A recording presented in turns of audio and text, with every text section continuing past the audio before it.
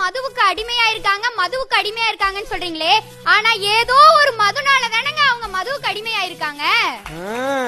ஆண் வாங்குற சம்பளம் குடும்பத்தை முன்னேத்துதுங்க, ஆனா அந்த பெண்ணு வாங்குற சம்பாத்தியம் அவளோட மேக்கப் திங்ஸுக்கு கூட பத்த மாட்டேங்குது. ஐயா, அம்மா அம்மான்னு சொல்றீங்க, அம்மாவுடைய அடி வயிற்று தழும்புக்கு இணையானவை அப்பாவின் உள்ளங்கை காப்புகள்ங்கறத மறந்துட்டீங்களா? சாகும் வரை தமிழ் பயின்று சாக வேண்டும், எந்தன் சாம்பலிலும் தமிழ் மனமே கமழ வேண்டும். தமிழுக்கு முதல் வணக்கம். KSR எனும் பூந்தோட்டத்தில் பூத்திருக்கின்ற பூக்களே, உங்கள் அனைவருக்கும் ஒரு தமிழச்சியாய் வணங்கி எனது உரையை தொடங்குகிறேன். குடும்ப முன்னேற்றத்திற்கு உதவியா இருப்பது எது? ஆண்களினுடைய சம்பாத்தியமா, பெண்களினுடைய சாமர்த்தியமா? கனிதரும் மரங்கள் அந்த கனிகளை புசிப்பதில்லை, தனிச்சுடர் வழங்கும் தீபம் தனக்காக எரிவதில்லை. மனிதருள் சிறந்தோரெல்லாம் மற்றவர்களுக்காக வேண்டி அனைத்தையும் இழக்கிறார்கள். ஆமாங்க நடுவரவர்களே, ஆண்கள் அனைவருக்காகவும் அனைத்தையும் இழந்து கொண்டிருக்கின்றார்கள். மனைவிக்கு எது பிடிக்கும், மகளுக்கு எது பிடிக்கும், மகனுக்கு என்ன பிடிக்கும், அம்மாவுக்கு என்ன பிடிக்கும், அப்பாவுக்கு என்ன பிடிக்கும் என்று நினைக்கின்ற பல ஆண்களுக்கு தனக்கு என்ன பிடிக்கும் என்பது கூட தெரியாமல் போய்விடுகிறதல்லவா? ஆண்கள் அனைவருமே தன்னுடைய மனைவியோட அம்மாவையும் அப்பாவையும் தன்னுடைய அம்மாவாகவும் அப்பாவாகவும் தான் பார்த்துட்டு இருக்காங்க. ஆனா பெண்கள் மட்டும்தான் தன்னுடைய கணவனுடைய அம்மாவையும் அப்பாவையும் மாமியாராவும் மாமியாராவும் மாமனாராவும் பார்த்துட்டு இருக்கிறதாலதான் இன்னைக்கு சீரியல் பார்த்துட்டு பல பல பிரச்சனைகள் இந்த சமுதாயத்துல உருவாயிட்டு இருக்கு. கோயிலுக்கு போனா குடும்பம் நல்லா இருக்கும்னு சொல்றாங்க, ஆனா கோயிலுக்கு போறதால தாங்க ஆண்களுடைய சம்பாத்தியம் பாதி குறைஞ்சு போயிட்டு இருக்கு. அதை எல்லாரும் மறந்துட்டோம் அல்லவா? பொருள் இல்லாருக்கு இவ்வுலகம் இல்லை அப்படின்னு சொல்லி இந்த குடும்ப முன்னேற்றத்தை தீர்மானிக்கிறது ஆண்களுடைய சம்பாத்தியம் தானே. இப்ப ரீசெண்டா பிளாஸ்டிக் அரிசின்னு ஒண்ணு கொண்டு வந்தாங்க. அந்த பிளாஸ்டிக் அரிசி கொண்டு வந்தப்ப கணவன்மார்களும் மகன்களும் எல்லாருமே பேசிட்டு இருந்தாங்க, இந்த பிளாஸ்டிக் அரிசியை கண்டுபிடிச்சவன் பிளாஸ்டிக் உப்புமாவை கண்டுபிடிச்சிருக்க கூடாதா அப்படின்னு சொல்லி. இப்படி கணவர்கள் அனைவரும் வருந்திட்டு இருக்காங்க மனைவிகள் செய்யற சமையல்னால. இந்த சமுதாயம் இப்போதைக்கு இந்த ஆண்களை எப்படி தெரியுமாங்க பாத்துட்டு இருக்கு? இப்ப பஸ்ல போனோம்னா கூட பொண்ணுங்க உட்கார்ற சீட்ல மகளிர் மட்டும் அப்படின்னு சொல்லி எழுதியிருக்கோம். ஆனா ஆண்கள் உட்கார்ற இடத்துக்கு பக்கத்துல மட்டும்தான் படியில் பயணம் நொடியில் மரணம், ஊனமுற்றோர் இருக்கை, இந்த மாதிரி எல்லாம் எழுதிட்டு இருந்தா ஆண்களுடைய சமுதாயம் எங்கெங்க போகும்? ஆயுள் தண்டனை கைதி கூட எப்ப திரும்பி வந்துருவான்னு சொல்லிடலாம், ஆனா பொண்ணுங்க கூட பட்டு புடவை எடுக்க போன ஆண்கள் மட்டும் எப்ப திரும்பி வருவாங்கன்னு சொல்லவே முடியாதுங்க. நடுவரவர்களே, நான் தெரியாம தான் கேக்குறேன், இன்னைக்கு ஆண்கள் எல்லாம் மதுவுக்கு அடிமையா இருக்காங்கன்னு சொல்றீங்களே, ஆனா ஏதோ ஒரு மதுனால தானங்க அவங்க மதுவுக்கு அடிமையா இருக்காங்க. நடுவரவர்களே, பெண்களினுடைய அறையில போய் பாருங்க, அப்படியே டெடி பேரா கிடக்கும். ஆனா எங்களோட ஆண்களுடைய அறையில போய் பாருங்க, போத்திக்கிறதுக்கு ஒரு பெட்ஷீட் கூட இருக்காதுங்க. ஆமா, கரடி குட்டி கூட தான் குடும்பம் நடத்துறாங்க. பெண்கள் வேலைக்கு போறாங்கன்னு சொல்றீங்களே, ஆண்களோட சமமா பொண்ணுங்க வேலைக்கு போறாங்க, ஒத்துக்கிறோம். ஆனா ஆண் வாங்குற சம்பளம் குடும்பத்தை முன்னேத்துதுங்க, ஆனா அந்த பெண்ணு வாங்குற சம்பாத்தியம் அவளோட மேக்கப் திங்ஸுக்கு கூட பத்த மாட்டேங்குது. இப்படிப்பட்ட நிலையில தானே நம்ம இன்னைக்கு இருந்துட்டு இருக்கோம். ஒவ்வொரு ஆண்களும் பெண்களினுடைய வாழ்க்கையில மிகப்பெரிய அத்தியாயத்துல இருக்காங்க. இங்க இத்தனை பெண்கள் நம்ம உட்கார்ந்திருக்கோனாலும் நம்ம ஒவ்வொருவருடைய வெற்றிக்கு பின்னாலும் இது போன்ற ஆண்கள் இருக்காங்கங்கறத யாராலையும் மாற்ற முடியாதல்லவா? ஐயா, அம்மான்னு சொல்றீங்க, அம்மாவுடைய அடி வயிற்று தழும்புக்கு இணையானவை அப்பாவின் உள்ளங்கை காப்புகள்ங்கறத மறந்துட்டீங்களா? 10 மாதம் தான் அவள் சுமக்கிறாள், அவன் பாடையில் ஏறுகின்ற அளவுக்கு இவன் சுமக்கிறான். ஐயா, அம்மா நான் பார்த்த உலகத்தை என் பிள்ளை பார்க்க வேண்டும் என்று நினைக்கிறாள், ஆனா அப்பா மட்டும்தான் நாம் பார்க்காத உயரத்தை கூட என் குழந்தை பார்க்க வேண்டும் என்று நினைக்கிறாள். ஒவ்வொரு அப்பாக்களுக்கும் பிறந்ததும் தன்னுடைய குழந்தைய கையில தூக்கும் போது அழகு, தன்னுடைய கைய பிடிச்சு அந்த குழந்தை நடக்கும் போது அழகு, தட்ட பட்டு பாவாடை போட்டிட்டு தத்தி தத்தி நடக்கையில அழகு, ரெட்ட ஜடை போட்டுட்டு துள்ளி துள்ளி ஓடையில அழகு, தவறு செஞ்சுட்டு தன்னுடைய குறுஞ்சிரிப்பால அப்பா அப்படின்னு சொல்லும் போது அந்த குழந்தை அழகு, தாவணி கட்டிக்கிட்டு நடக்கையில வந்த அந்த நாணம் அழகு, தன்னுடைய மகளா இருந்து இன்னொருவருடைய மனைவியா மாறி அந்த குடும்பத்தை நடத்தும் போது அழகு. தன்னுடைய மகள் அவளுடைய மகளை தன்னுடைய கைகளில சுமக்கும் போது அழகு. மொத்தத்துல தன்னுடைய தந்தைகள் ஒவ்வொருவருக்கும் பெண்கள் அழகானவங்க தானே. நடுவர்களே, பட்ஜெட் போட்டு குடும்பம் நடத்துறாங்க, பட்ஜெட் போட்டு குடும்பம் நடத்துறாங்கன்னு சொல்றாங்க. இங்க எத்தனை நாள் போய் குடும்பம் நடத்துனாங்களா? இன்னைக்கு எந்த குடும்பத்துல போய் பட்ஜெட் போடுறாங்கன்னு போல போய் கேட்டு பாருங்க. நடுவர்களே, இந்த பெண்களுக்கு முள்தாணி மட்டி வாங்கி கொடுப்பதற்காகவே எங்களுடைய ஆண்கள் முட்டுக்கட்டை போட்டு வேலை பார்த்து கொண்டிருக்கிறார்கள். முள்தாணி மட்டி வாங்குவதற்காக வேட்டிகள் கூட அவிழ்ந்து போகிறது. அதுதான் உண்மை. நடுவர்களே, வலிக்காம அடிச்சிட்டு தன்னுடைய மகளை தூங்க வைக்கிறது அம்மா. ஆனா வலிக்கிற மாதிரி அடிச்சிட்டு ஐயோ அடிச்சிட்டமேனு தூங்காம தவிக்கிறது தாங்க அப்பா. ஆமாமா ஆமா ஆமா.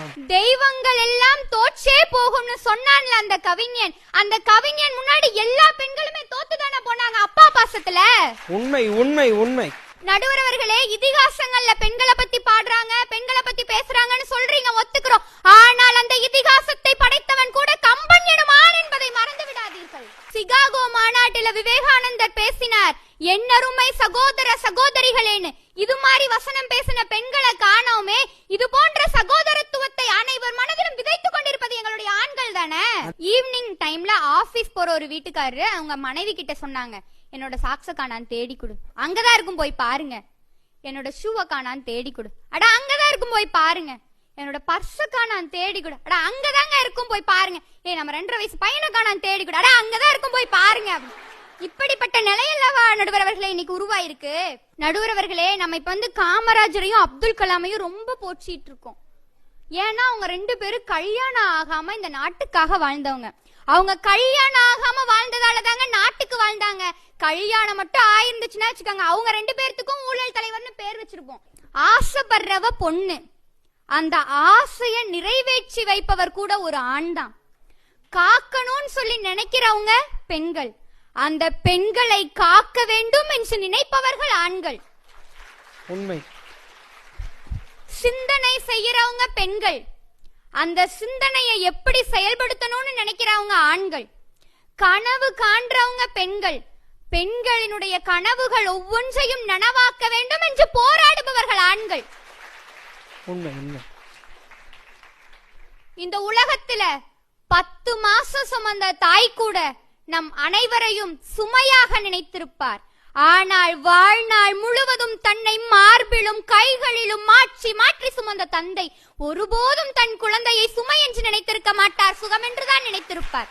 கோகுலனா வந்தாங்க, சொன்னாங்க பாகுபலி படமா என்னமோ பழியாகிறாங்களாம். அதுல பிரபாஸ் எதுக்காக அனுஷ்காவை தூக்குனாரு? ஊருக்கே ராஜாவா இருந்தாலும் தன்னுதான் மனைவிதான் அவனுக்கு உலகம்ன்றத மறந்துட முடியுமா? ஆமாமா ஆமா ஆமா ஆமா ஆமா. இல்ல பொண்ணுங்களுக்கெல்லாம் வேற இது பொண்ணுங்க பேரை தான் காவிரி ஆத்துக்கும் கங்கை ஆத்துக்கு எல்லாத்துக்குமே வச்சிருக்காங்களாம். ஆமாங்க, பொண்ணுங்க பேரை வச்சிருக்கிறதால தாங்க அது பிரச்சனையிலேயே ஓடிட்டு இருக்கு. பிடி உஷா, PV சிந்துன்னு எத்தனை பேர் சாதனை படைச்சாலும் சரி, இன்னைக்கு அடுப்பூதும் பெண்களுக்கு படிப்பதற்குன்னு ஒரு பெண்ணா நான் மேடையில பேசுறனாலும் இந்த வாய்ப்பை ஏற்படுத்தி கொடுத்தது ஆண்கள் தானே. பெண்கள் ஒவ்வொருவரையும் முன்னேற்றுறாங்க. பெண்களினுடைய வெற்றிக்கு பின்னால் ஆண்கள் இருக்கிறாங்க. இதையெல்லாம் மறந்துட்டு கூட ஏதோ ஒரு தொலைக்காட்சி நிகழ்ச்சியிலோ இல்ல ஏதாவது ஒரு வாய்ப்பு கிடைக்கும் போதோ அனைத்து ஆண்களும் சொல்கின்ற ஒற்றை வார்த்தை, என்னுடைய வெற்றிக்கு பின்னால் ஒரு பெண் இருக்கின்றாள் என்பது. இதுதாங்க எங்களுடைய பெருந்தன்மை. உண்மை.